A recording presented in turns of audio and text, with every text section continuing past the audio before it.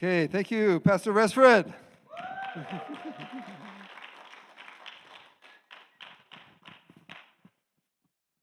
Okay, I win in age, but he's more handsome than me, so he wins when it comes to.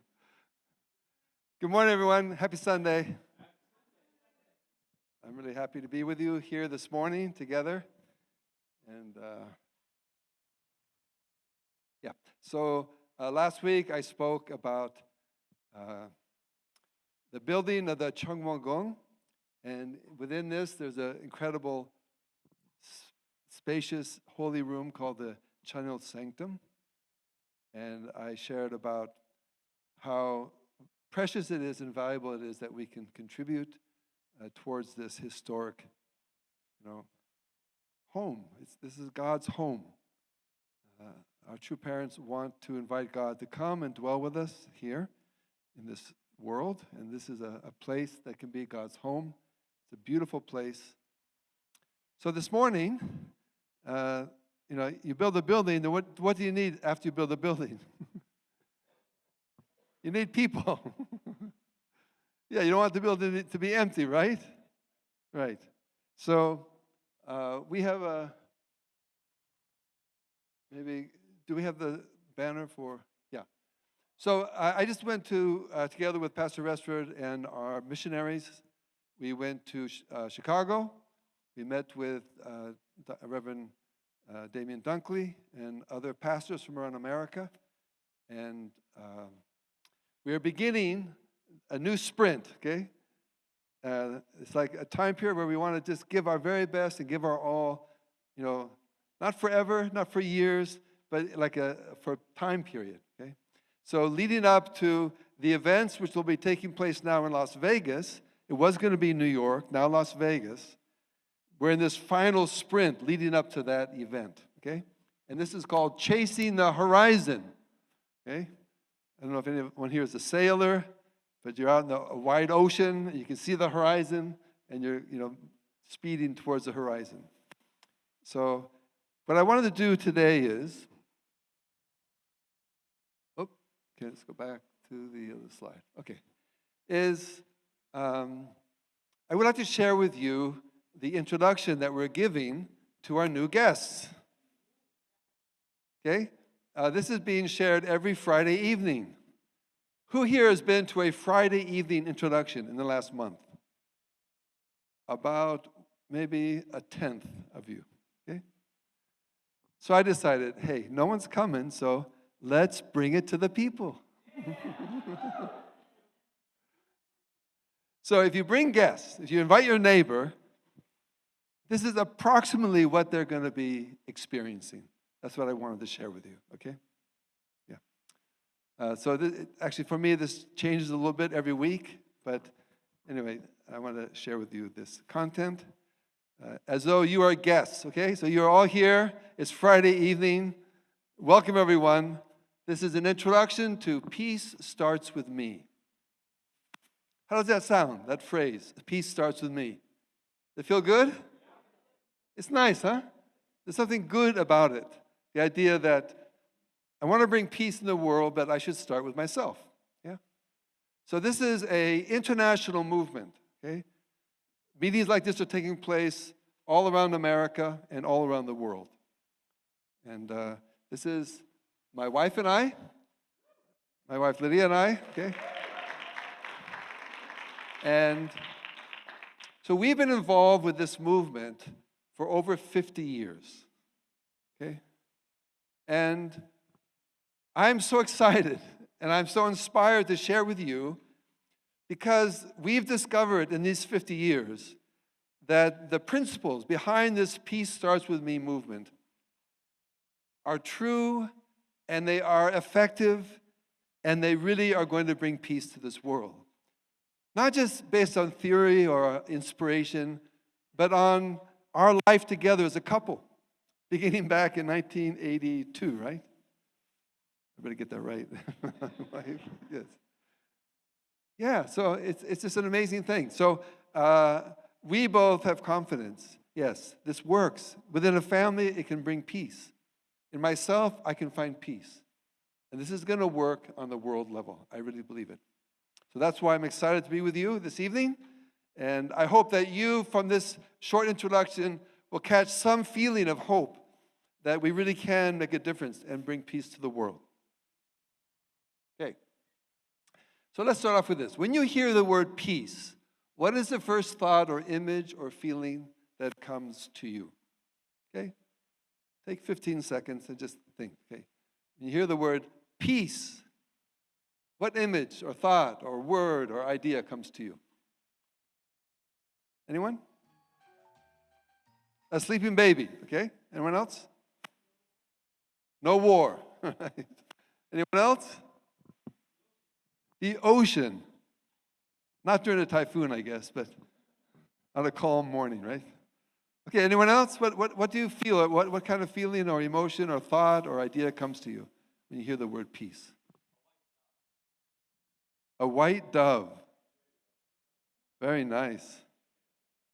I thought you said white tub.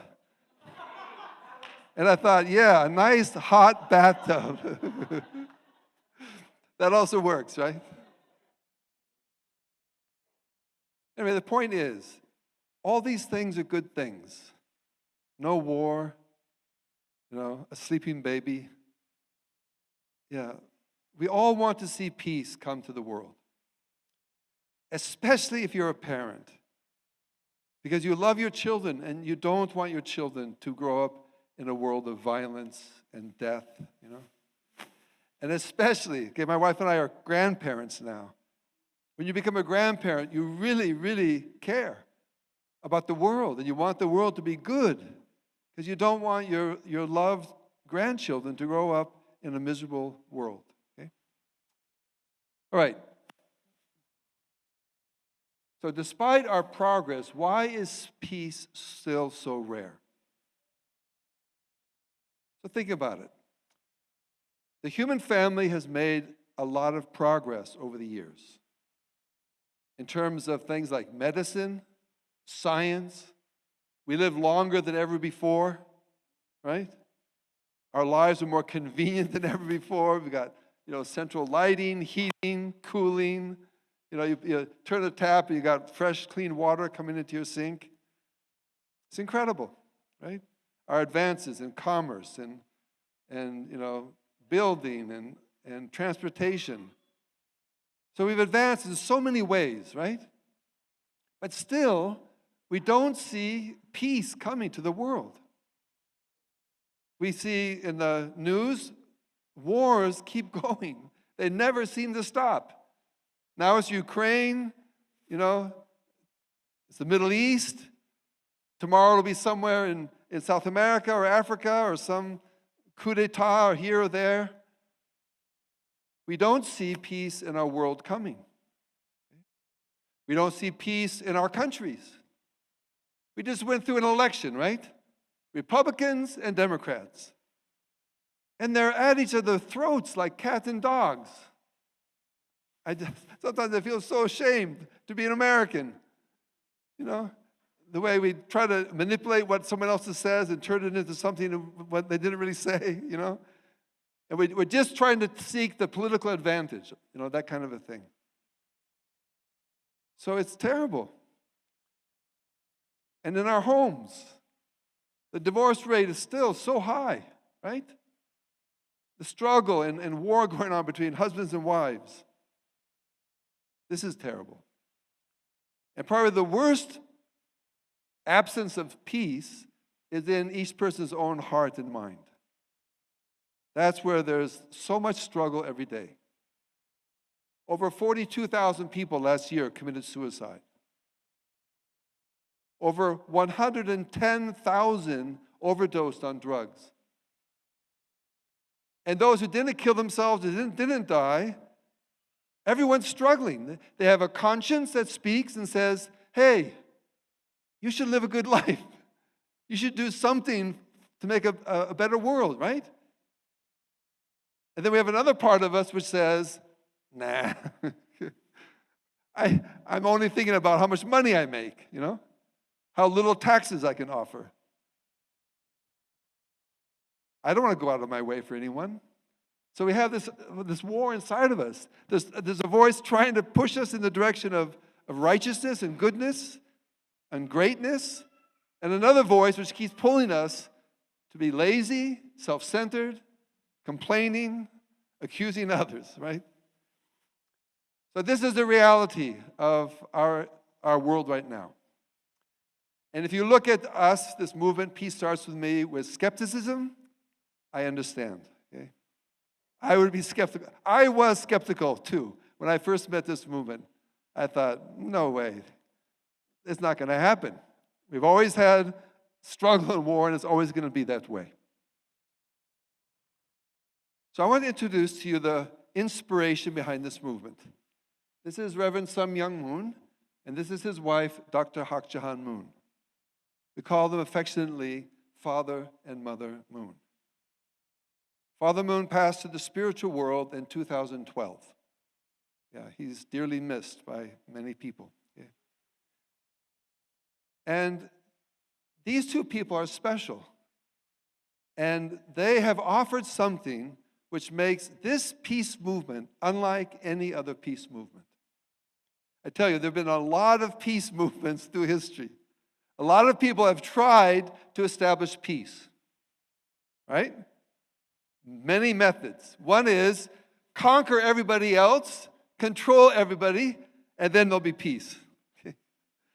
Become the ultimate shogun or the ultimate emperor, and you conquer everyone, now there'll be peace.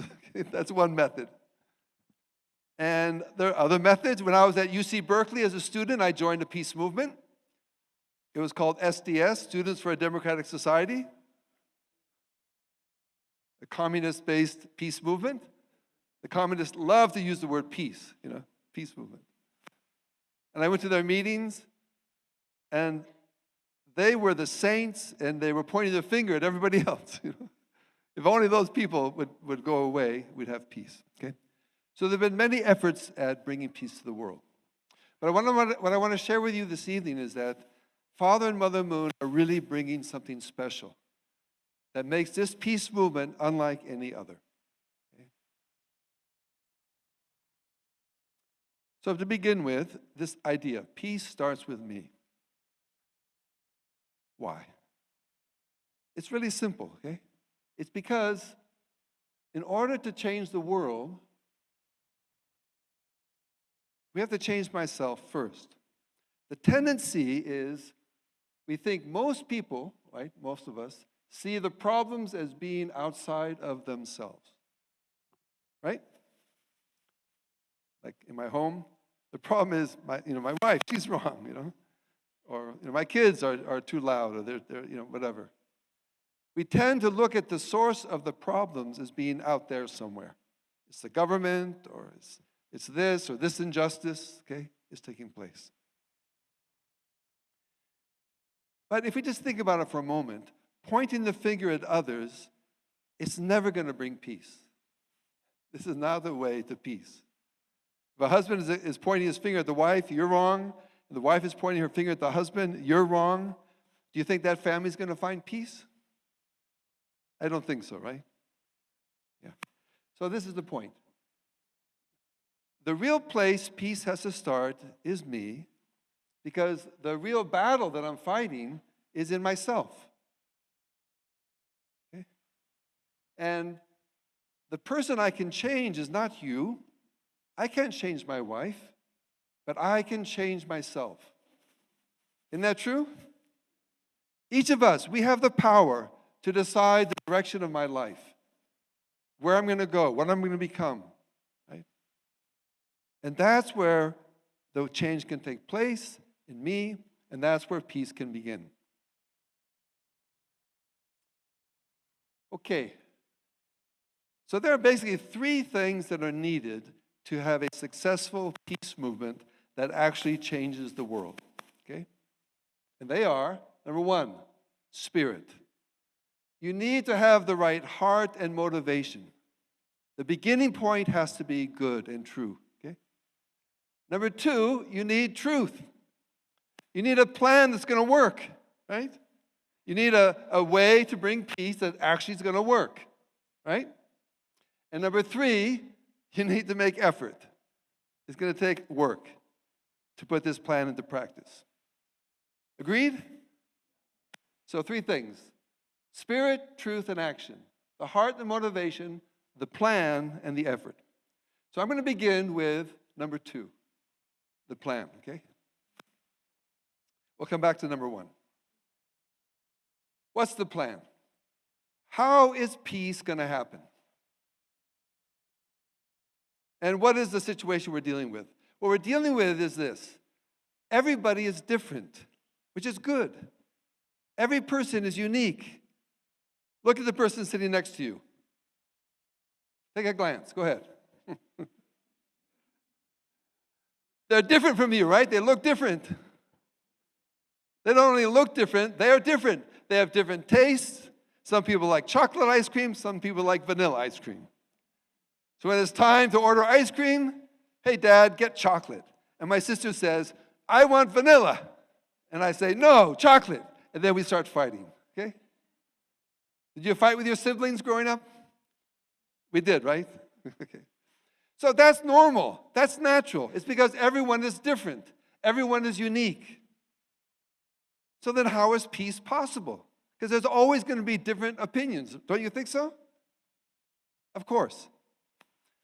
Well, the way it works is we have lots of examples. For example, my wife and I recently went to LA. We participated in a choir. Anybody ever sing in a choir before? Yeah.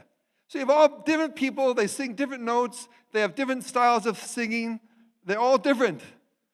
But in a choir, you all come together, and the choir director brings you together, and you all unite, and it's peaceful and harmonious, right?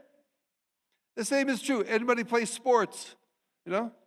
You have a soccer team, right? Each player is different, but you have a coach, a captain, and you work together as a team, and there's peace, and that's how you win the game, right?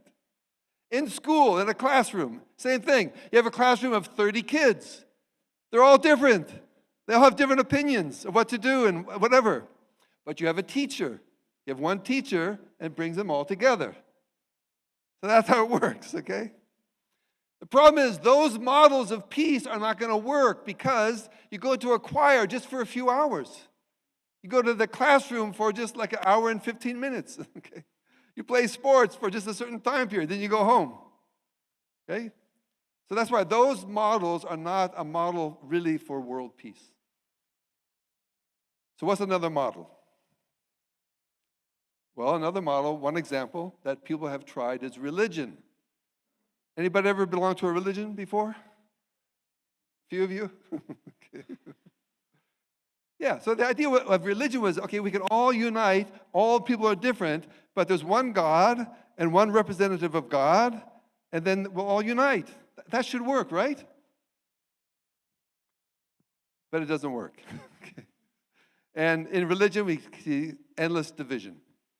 I don't know how many denominations there are now of Christianity, but when the Protestants first divided from the Catholics, there was a war. It lasted 30 years. Do you know how many people were killed in that war between Catholics and Protestants in Europe? 8 million people. 8 million people were put to death because of this fighting between different religious groups, okay?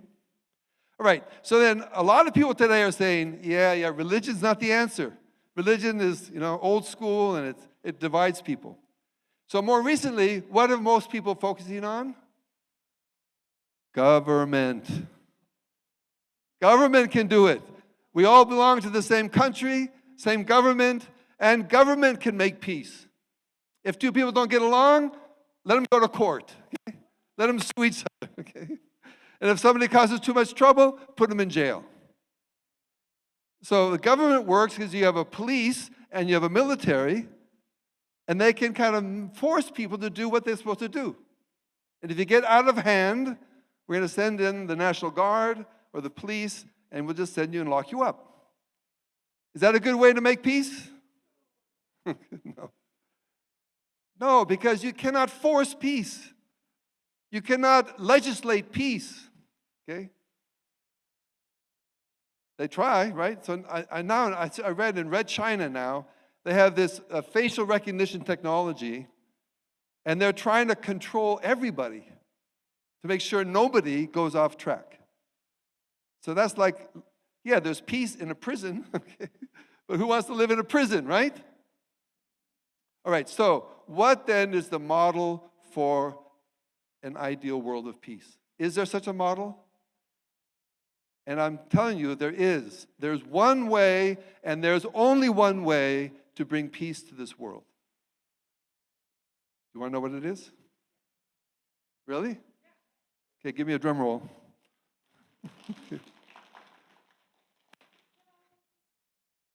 Family.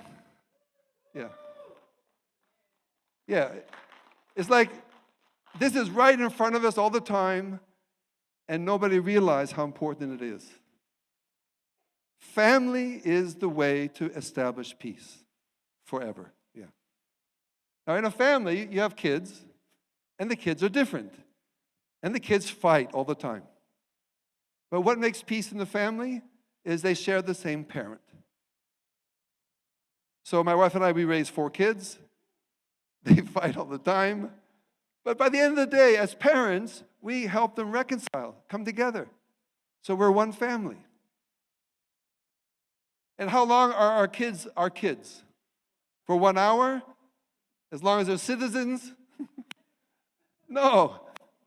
Forever. They're our kids forever. So this is the key. The family is the model for world peace. And here's the good news. When we were created, the relationships of family are programmed into us. We know what it really means to be a good husband, a good wife, a good father, a good mother. We know this. Okay? Kids know it, because when their parents are bad parents and abuse them, the kids get upset. And they realize, my parents are not good parents, because in their hearts, deep inside, they know what good parents should be like. It's not something you need to be taught. So we have this program, and we just need to put it into practice on a bigger scale. Okay? So this is kind of the vision of our movement. Peace Starts With Me is, peace will come when all the people of the world live together as one family. That will work. And that is the one and only way that we can really bring peace in our lives, in our communities, and in the world. Okay? Now, to make a family, the most important thing is the parents, right? To make a family, you need parents. So, in addition, it's like this. Peace will come when all the people of the world live together as one family under our heavenly parent, God. This brings me to this question. What lesson, if learned, would have the greatest positive impact in our lives and in the world? Think about it for a moment.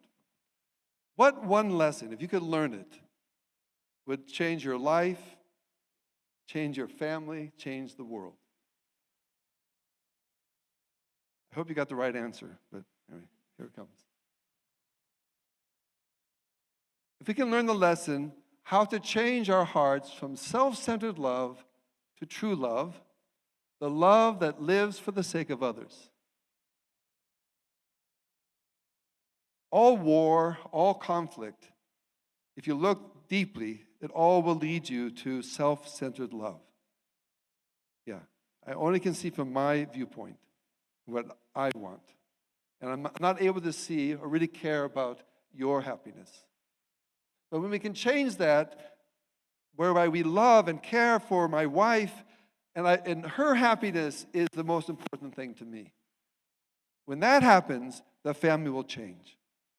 And when children look at their parents and they realize, wow, my parents' happiness, that's the most important thing to me, then I tell you, families are going to change. Yeah. Okay, so this brings us to point number 1. The spirit, the heart and motivation behind this movement. And this is really the most important part. If the beginning point of heart and motivation is selfish or self-centered, or if it's about me, then it will always fail. Okay? So in this sense, Father and Mother Moon are extraordinary people. They had a very difficult life, okay? Father Moon went to prison many times. He was sent to a communist concentration camp in North Korea for almost 3 years. So he experienced the worst hell that you could ever imagine in human life. He experienced that. Okay? Yeah. So he was in this prison camp for just about 3 years. And Mother Moon also went through a difficult life. This is her quote from her. At a young age, I directly witnessed the horror of war. She's 7 years old at this time, and experienced the wretched life of a refugee. The simple and innocent were killed like flies. Children who had lost their parents were crying and wandering in the streets. I was only 7, but I became so serious that war has to vanish forever from this world. So this is the point I would like to share with you, is that Father and Mother Moon went through this difficult course of suffering. But instead of that suffering making them bitter about life or about people, instead of making them bitter about those people who inflicted the pain on them, instead, through those experiences, they met God as our parent, the parent of humanity. And when they experienced God, they experienced God's heart. And they realized how much God is suffering. So I'm sure every one of you can think that you've suffered in your life at some point, right? You went through hardship. But there's nobody in the world who's suffered more than God, because God is the parent of all people. Who here has experience of being a parent? Quite a few, right? I can remember my wife and I together, let's say we're at the state fair or something, and our 4-year-old kid, suddenly we don't see him. He disappears from sight. In that moment, do you know the panic that comes to our hearts, right? It's like you just are in this total state of panic and shock, Then we find him, and 30 seconds later, and he's there watching some Ferris wheel or something, and it's like, it's like. So if we have that kind of heart towards our children, what kind of heart does God have towards every one of his children? And how painful it must be for God to see the way we live in this fallen world, right? So this is a quote. This is one of a short excerpt of a prayer that Mother Moon offered to God, our heavenly parent. Our God, you lost humankind, your family. As you pushed your way through history, you must have been like a traumatized parent who had lost his senses, his entire being in shambles. You were not a God of joy and glory. You were a heartsick parent filled with mourning and sorrow over your lost children. So this is what motivated Father and Mother Moon. They both came to the same conclusion separately, that what they decided to do with their life was to find the way to end God's suffering. Yeah. So it's not about them. It's not about their personality. But for them, it's all about how to end God's suffering and bring, God, the dream that he always wanted was to have beautiful children, right? So then heaven brought these two together. They were blessed in marriage in 1960. And together they realized they had this common experience with God. And together they determined, let's create a marriage that will love all people, let's live for the sake of all people. God needs someone to love the whole world, not just ourselves or our children, but God has this aching heart that we want to heal, okay? So these are the 3 points: heart and motivation. And I believe that Father and Mother Moon's experience with God's heart is unique in all of human history. Correct me if I'm wrong, but I never heard of any movement or any religion that talked about God's suffering and that our heart should be to want to comfort God and change this world. This really works, I tell you, okay? In my early time with my wife, we struggled so much with each other, okay? Anybody ever struggle in your marriage at all? Yeah. Yeah. So why didn't we end up getting a divorce or separating? And the reason is because, for her side, she has her own testimony. But when I was praying, I literally heard the voice of God say to me, and I've shared this with some of you before, but God said to me, Andy, if you can love Lydia, I can save the world. And that just hit my heart, And I felt in front of God so ashamed that I had been so small-minded and so selfish-minded, in the way that I was struggling with my wife. Suddenly I saw this bigger picture of God's heart. And then it became easy to overcome this struggle. And that kind of sense of God's heart has always been a part of our relationship. And that's why our relationship could become better and better and better and better, It's something beautiful. So I know this works. So maybe you don't even believe in God. I'm sure there's some people here who are agnostic or you don't believe in God. That's fine. It's not bad. But I'm just saying to you that there is a heart or there's a love that feels for all people, cares for all people. And when we connect to that heart, we can create the family of peace that we all long to see. Okay, so the plan is create the family. Then it takes action, right? Effort. Okay.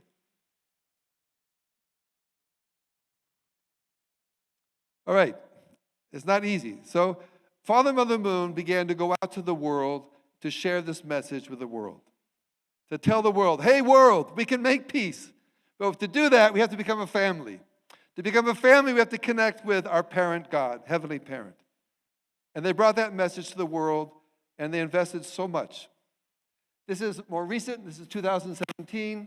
At Madison Square Garden, about 10,000 people, Mother Moon spoke not too long ago. So in terms of action steps, I would like to encourage you to also spread the news. Yeah, invite your friends. Next Friday, bring your dad or your mom or your brother, your sister. Bring your neighbor. Bring someone. Okay? Help spread the news. Okay?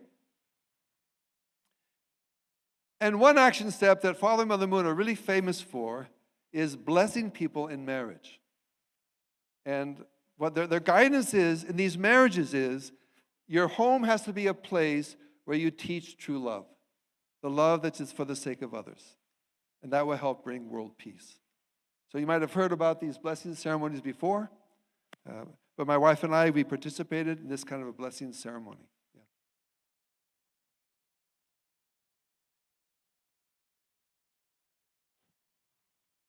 Oh, too far. Oh, okay, yeah. So here's some practical points. Number one, I'd like to encourage you, continue to learn about the principles of peace by attending our programs, right?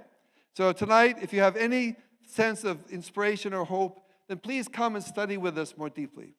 Every Saturday, we have a Peace Starts With Me workshop. It's just for the morning. It's not real long, and it includes a delicious lunch, okay? So that's every Saturday. And also experience an environment of peace and joy by attending, contributing to, and supporting our activities.